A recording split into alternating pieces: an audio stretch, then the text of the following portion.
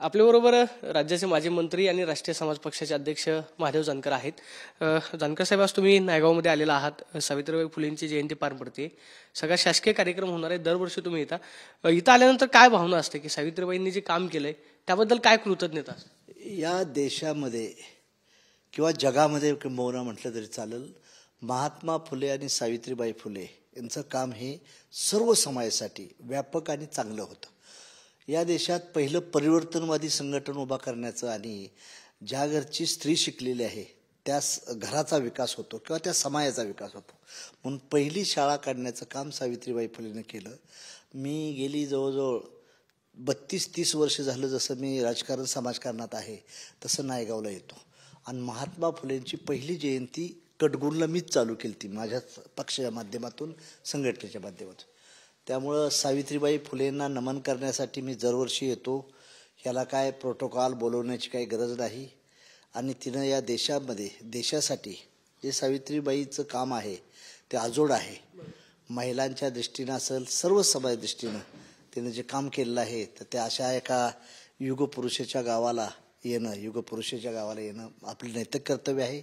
इथं राजकारणाचा भाग बनून नाही, पण सामाजिक उत्थानाचं काम जे केलेलं आहे त्यात सावित्रीबाई फुलेंचं योगदान हे फार मोठं आहे. स्वतः शेण खाऊन, दगडं धोंडे खाऊन देखील अपमान सहन करून या व्यवस्थेच्या विरोधात तिनं लढा दिला. तिला नमन करणं, त्या मातेला, माऊलीला, हे राष्ट्रीय समाज पक्ष वतीनं मी वंदन करतो त्यांना. राज्यामध्ये नुकत्याच विधानसभेच्या निवडणुका झाल्या. तुमचा एक आमदार सुद्धा राज्यामध्ये निवडून आला. आता दिल्लीच्या निवडणुका होत आहेत, बिहारच्या निवडणुका होत आहेत. राज्यामध्ये सुद्धा राष्ट्रीय समाज पक्षानं चांगल्या जागा लढवल्या. बिहार आणि दिल्ली या राज्यांमध्ये तुम्ही निवडणूक लढवताय का? मी आता परवाच 8 दिवसापूर्वी दिल्लीला जाऊन आलो. दिल्लीत आम्ही राष्ट्रीय समाज पक्षाच्या कार्यकारिणीचं गठन केलं आणि त्यात जवळजवळ 35 उमेदवार तिथं आम्ही डिक्लेअर करण्याचा प्रयत्न केला. आम्ही सर्वच जागा लढवतो जेवढं शक्य होईल. बिहारला देखील इलेक्शन लढवतोय आणि त्यामुळं पक्षाला एक बेस तयार होईल. आम्हाला अगोदर होतं की आम्ही NDAमध्ये होतो. NDAमध्ये असल्यामुळे स्पेस नसायचा, पण आता NDAतून मोकळ्या हवेत घेत असल्यामुळं आता आम्हाला स्पेस आहे. लोक आम्हाला चांगली जोडलेली प्रयत्न आहे. आम्ही जिंकू अशी आमची भूमिका नाही, पण आम्ही चांगलं वोटिंग घेऊ. विशेष म्हणजे अशा आहे, मला अपेक्षा आहे बिहारमध्ये 1-2 ठिकाणी आम्ही विजय हासिल करू आणि दिल्लीमध्ये आम्ही चांगलं मतदान घेण्याचा प्रयत्न करू. त्या दृष्टीनं पक्षाचं संघटन वाढेल. सर्वच्या सर्व जागा बिहारमधल्या आणि उत्तर प्रदेश आपल्या दिल्लीच्या बी आम्ही लढवत आहे आणि त्या दृष्टीनं आमचा प्रयत्न चाललेला आहे. युती होणार आहे का? तुम्ही NDAतून बाहेर पडलात, दिल्ली किंवा मग बिहारमध्ये भाजपसोबत युती किंवा मग जे सध्या बिहारचे मुख्यमंत्री आहेत नितीश कुमार, त्यांच्या पक्षाशी काय युती किंवा त्या संदर्भात काय? अजून काही देखील नाही. आम्ही NDAतून बाहेर पडलोय. आता सध्याला तर आम्ही स्वतंत्रच लढतोय. अजून काय आम्हाला तशी ऑफर कोणाची आलेली नाही आणि आम्ही त्या ऑफरची विचार बी करत नाही. पहिल्या सुटला आम्ही स्वतंत्रच ताकदीवर, नितीश कुमारशी नाही आणि भाजपशी कोणाशी अजून काही चर्चाच नाही काय झाली ना. त्यामुळे आम्ही स्वतंत्र लढण्याच्या भूमिकेवर आहे बिहारमध्ये आणि दिल्लीमध्ये. राज्यामध्ये गेल्या 8 ते 10 दिवसांपासून एक बीड जिल्ह्यातलं प्रकरण बरंच चर्चेमध्ये आहे. ते म्हणजे संतोष देशमुखांची सरपंचाची हत्या झाली. त्यानंतर बरेच आरोप प्रत्यारोप केले जात आहेत.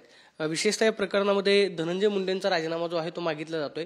तुम्ही या प्रकरणाकडे कसं पाहता? सामाजिक तणाव वाढतोय, दिवसेंदिवस आरोप प्रत्यारोप होत आहेत, कुणाला तरी पाठीशी घातलं जात आहे असं तुम्हाला वाटतं? माझं म्हणणं आहे की छत्रपती शिवाजीराजांची, महात्मा फुलेंची, सावित्रीबाईची, बाबासाहेबाची आणि शाहूराजाची ही कर्म बसलेली आहे. जातीय तणाव कुठंच होऊ नये. जो गुन्हेगार असतो त्या गुन्हेगाराला सजा झालीच पाहिजे या मताचा मी आहे. विशेष म्हणजे परंतु जातीय तणाव चाललेला आहे आज तिथं, त्या ठिकाणी OBC विरुद्ध मराठा हे असं होणं हे राज्याच्या दृष्टीने ठीक नाही. ज्यांनी जे निर्घृण हत्या झाली त्याबद्दल मी पहिल्याच निषेधच करतो. ते फार वाईटच झालेलं आहे, ते बरोबर नाही. परंतु त्यातून काही लोक राजकारणाची पोळी भाजण्याचा प्रयत्न करतायत, ते भाजू नये आणि सामाजिक समतोल बिघडू नये. समतावादी युग या देशात जर असेल तरच आपलं शाहू फुले आंबेडकरचं पुरोगामी राज्य आहे. काही लोकांना वाटतं की ह्यात वाद झाला पाहिजे, पण माझी या भूमिका आहे की समतेच्या राज्यातून आपण त्या दृष्टीने गेलं पाहिजे. त्यामुळे जातीय तणाव निर्माण नव्हता. जो दोषी असतील त्यांना योग्य ती प्रशासनानं कारवाई करावी, गृह खात्यानं. आणि राजीनाम्याचा प्रश्न म्हणजे कसं काय, प्रत्यक्षात इन्व्हॉल्व असणं न असणं त्याबद्दल राजीनामा मागणं योग्य नाही असं माझं मत आहे. कुणीही असू द्या, त्याबद्दल एखाद्याबद्दल आता प्रत्यक्षात जर तो आरोपी असेल तर ठीक आहे ना, पण तसं काही नाही आहे, दिसत नाही ना. उगाच एखाद्याबद्दल आपण असं बोलणं बरोबर नाही. ह्यात राजकारण आणून नाही. संतोष देशमुखावर अन्याय झाला तर झालेला आहे. संतोष देशमुखाला न्याय मिळाला पाहिजे तर मिळाला पाहिजे, आणि जे जे गुन्हेगार आहेत त्यांना योग्य ती सजा झाली पाहिजे या मताचा आहे. पण राजीनाम्याबद्दल किंवा कोणाबद्दल आपण ह्याचा राजीनामा मागू त्याचा मागू, ह्यात राजकारण येतं या, आणि ह्यात राजकारण आणू नये ही माझी भूमिका आहे. म्हणून कुठल्याही दोन्हीच्याही पार्टीच्या लोकांना माझी विनंती आहे किंवा ह्यात न करता सामाजिक तणाव वाढू नये, सामाजिक समतोल राखला जावा आणि जातीय तेढ निर्माण होऊ नये या मताचा राष्ट्रीय समाज पक्ष आहे. मात्र या सगळ्या प्रकरणाला धनंजय मुंडे पाठीशी घालतायत असा आरोप केला जातो की त्यांच्या प्रकरणावरती दबाव आहे म्हणून चौकशी नीट होत नाही, अशा पद्धतीचा सुद्धा काय आरोप करण्यात आला. तुम्हाला असं वाटतंय धनंजय मुंडे यांचा दबाव आहे बीड जिल्ह्यामध्ये प्रशासनावरती, मग त्याच्यामुळे काही गोष्टी ज्या आहेत त्या चौकशी. राज्याच्या मुख्यमंत्र्यांनी विधानसभेत स्पष्ट सांगितलं की कोणालाही मुठ्ठी सुट्टी देणार नाही, आणि त्यामुळे कुणाच्या दबावाला प्रेशरला वगैरे राज्य सरकार किंवा प्रशासन हे करणार नाही, आणि त्यात काही तथ्य नाही. ही राजकीय हेवी दावीच्या पणातून एकमेकावर आरोप प्रत्यारोप आहेत, त्यामुळे त्या बोलण्याला काही अर्थ नाही असं माझं म्हणणं आहे. राज्यामध्ये गेल्या काही दिवसांपासून छगन भुजबळ नाराज आहेत की त्यांना मंत्रिपद दिलं नाही. ते परदेश दौऱ्यावरती गेलेले होते, त्यांनी सांगितलं की आल्यानंतर मी माझी भूमिका जाहीर करतो. मात्र ते असं म्हणतात की मंत्रिपदाची अजूनही चर्चा झाली नाही. मध्यंतरी चर्चा होती ते म्हणजे की ओबीसी समाजासाठी छगन भुजबळांनी मोठं काम केलं, मात्र त्यांच्यावरती अन्याय झाला. भुजबळांवरती अन्याय झाला असं तुम्हाला वाटतं? नाही, आता ते काय झालंय की ह्या ओबीसींची अशीच अवस्था होणार आहे. जिस समाज का दल आहे उस समाज का बल आहे. ज्या समाजाचं दल नाही त्याला बेदखल आहे.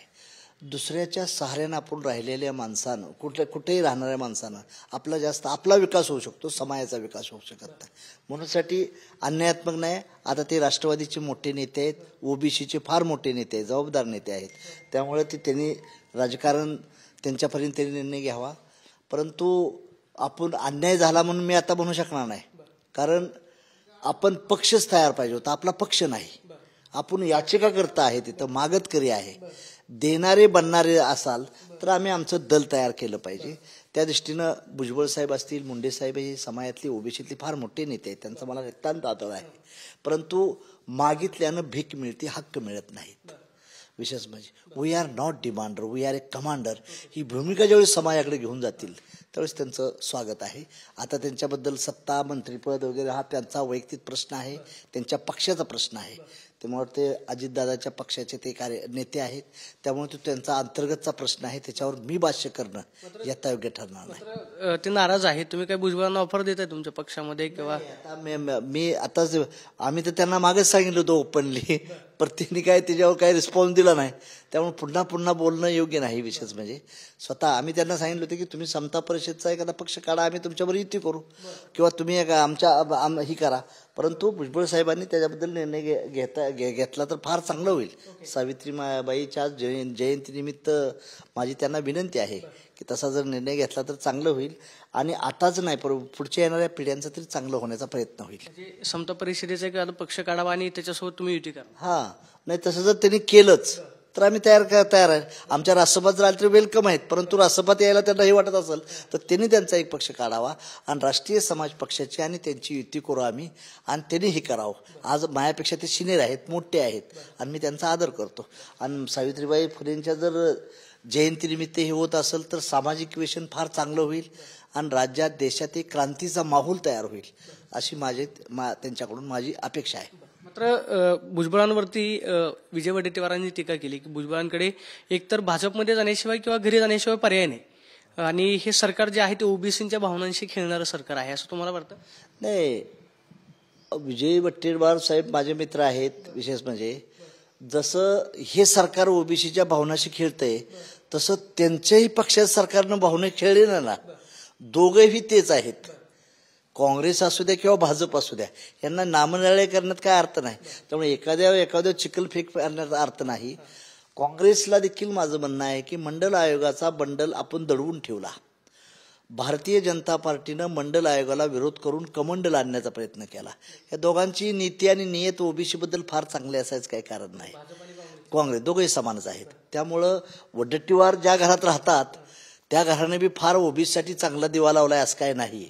किंवा भाजपानं नुसतं रिप्रेझेंटेशन दाखवणं म्हणजे काय फार हे आहे असं नाही. तर दोन्ही पक्षाची नियत आणि नीती ही ओबीसी बद्दल फार चांगली नाही, या मताचा मी आहे. पुढची भूमिका मग तुमची काय असेल राज्यामध्ये? आम्ही स्वतंत्र लढणार आहे. आमच्या पक्षातून सर्व समाजाला घेऊन न्याय द्यायची भूमिका करणार आहे. पण आज कसं आहे, गावापासून ते दिल्लीपर्यंत सरकार बीजेपीचं आहे. त्यामुळे त्यांना वाटत असेल एक काळ असाच होता काँग्रेसचा देखील, की जिकडे जाईल तिथं काँग्रेसशिवाय नाव नव्हतं. पण काँग्रेसला आता माणसं मिळायला तयार आहेत. तीच अवस्था काही दिवसानं ह्या बी सरकारांची होईल. त्याला वेळ लागेल, परंतु ती करू आपण. शेवटचा प्रश्न, तुम्ही बिहार आणि दिल्लीची निवडणूक लढवताय, मात्र ज्यावेळेस राज्यातली निवडणूक झाली ईव्हीएमवरती शंका उपस्थित करण्यात आली की हा सगळा मुद्दा आहे. मग तुमचा बिहार आणि दिल्लीच्या निवडणुकीमध्ये नक्की ईव्हीएमच्या संदर्भात काय अजेंडा असणार आहे? तुमच्या पक्षाची भूमिका काय असणार आहे? बॅलेटवरती निवडणुका झाल्या पाहिजे की मग ईव्हीएम? आमचं म्हणणं आहे की कालच्या बारीनं जे इलेक्शन झालं आहे ते लोकसभेला नाही ईव्हीएमचं झालं, पण विधानसभेला 100% ईव्हीएमनं घोळ केलेला आहे. आम्ही ज्यावेळेस महाराष्ट्रात गावागावात फिरत होतो बांध्यावर, तेव्हा जनतेला या विद्यमान सरकारबद्दल रोष होता. पण ज्यावेळेस रिझल्ट लागत गेला 12 नंतर, त्यावेळेस मात्र ईव्हीएम मशीन उघड झालं. त्यामुळे राष्ट्रीय समाज पक्षाची स्पष्ट भूमिका आहे की ईव्हीएम बंद करा आणि बॅलेट पेपर घ्या, या मताचा आम्ही पक्ष आहे. म्हणून आम्ही भूमिका अदा केली. सुदैवानं की मी पाहिलं, माझ्याच कॅन्डिडेटच्या गावात जर माझ्याच उमेदवाराचं सिंगल बी मत पडलं नसेल तर ती मतं गेली कुठं. त्यामुळं ह्यांनी जे सांगितलं बहाणा केलेला आहे. त्यामुळे राष्ट्रीय समाज पक्ष ईव्हीएमला विरोध करत, जोपर्यंत ईव्हीएम ह्या देशातला हटणार नाही तोपर्यंत ह्यांचं सरकार हटणार नाही. लोकशाहीचा गळा घोटण्याचं काम ईव्हीएम करतंय. टेक्निकली सारं आम्हाला समजतं. कधी त्यांनी झारखंडचं म्हणतात सरकारबद्दल, झारखंड छोटं राज्य होतं, तिथं त्यांनी एक्सपेरिमेंट केला. पण महाराष्ट्र आणि हरियाणामध्ये मेजर राज्य असल्यामुळं तिथं डेफिनेटली प्रयत्न केलेला आहे. त्यामुळे ईव्हीएमबद्दल राष्ट्रीय समाज पक्ष बॅन झालं पाहिजे. ज्या अमेरिका, रशियानं, फ्रान्सनं ईव्हीएम मशीन आणली तिथं बॅलेट घेतात. मग तुमचं सरकार आणि तुमचं विकासाचं एवढं काम चांगलं आहे तर तुम्ही बॅलेटमध्ये घ्या ना. आमचा पराभव झाला तर आम्ही मान्य करू. आमचं काय केलं की जे असे मतदार होते, महाविकास आघाडी आणि एनडीए ह्या दोघातच दाखवलं, तिसऱ्या पक्षाची मतं सारी बीजेपीकडे वळवली. हा माझा दावा आहे. त्यामुळे राष्ट्रीय समाज पक्ष आम्ही ईव्हीएमच्या विरोधात आहे. ईव्हीएम नाही पाहिजे. त्यांनी मग सांगायचं की झारखंडला असं झालं तसं झालं, साप चुकीचं आहे. त्यांनी काही मतदारसंघात मशीन पेडच केलं त्या त्यांनी डेफिनेटली. आणि ह्या मशीन गुजरातवरनं का आल्या, सुरतवरनं का आल्या, काय कारण होती, म्हणजे ह्याचा बी अभ्यास झाला पाहिजे. म्हणून आमचं म्हणणं आहे लोकशाही जिवंत ठेवायची असेल. हा, त्यांना सरकार आणायचा आणि विकासाचा मुद्दा केला ना, त्यांनी विकास वगैरे करतात ना, विकास केला तर लोकात एवढं फ्रस्ट्रेशन होतं, लोक नाराज होती. लोकसभेला आम्हाला कळालं, आम्ही त्यांच्यावरच होतो ना, परंतु लोकसभेला त्यांनी नाही केलं, पण विधानसभेला त्यांनी डेफिनेटली केलंय. या मताचा राष्ट्रीय समाज पक्ष आहे. आणि ईव्हीएमचा बॅन झाला पाहिजे, ईव्हीएम हद्दपार झाली पाहिजे, तर या भारताची लोकशाही जिवंत राहील, अशा भूमिकेत राष्ट्रीय समाज पक्ष आहे. म्हणजे विधानसभा निवडणुकीमध्ये तुमच्या पक्षाची सुद्धा तुम्हाला मतं मिळाली नाही असं तुमचं म्हणणं आहे? आम्हाला जे मतं पडलेली होती, आता माझ्या 93 जागा उभ्या होत्या, आमचं 90 ठिकाणी डिपॉझिट गेलं. It is impossible.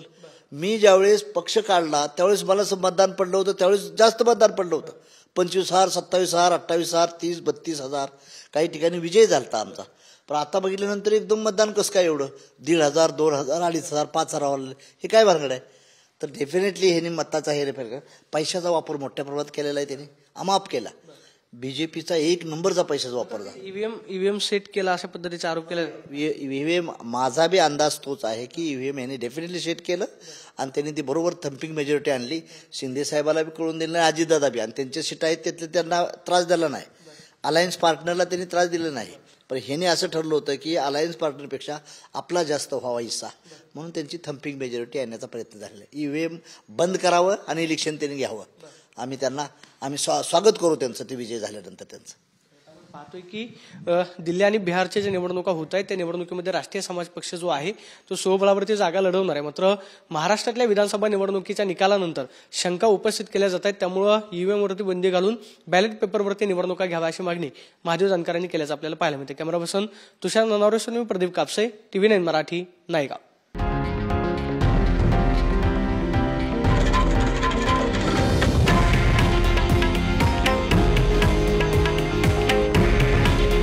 हे आहे देशातील नंबर 1 न्यूज नेटवर्क आणि आपण पाहत आहात TV9 मराठी. काळजी तुमची, हित महाराष्ट्राचं.